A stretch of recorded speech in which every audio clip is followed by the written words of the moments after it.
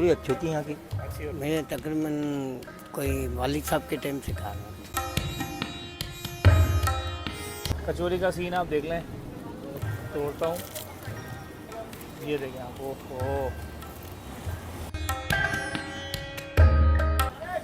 ऊपर से क्रिस्पी है, अंदर से थोड़ी सी नरम है।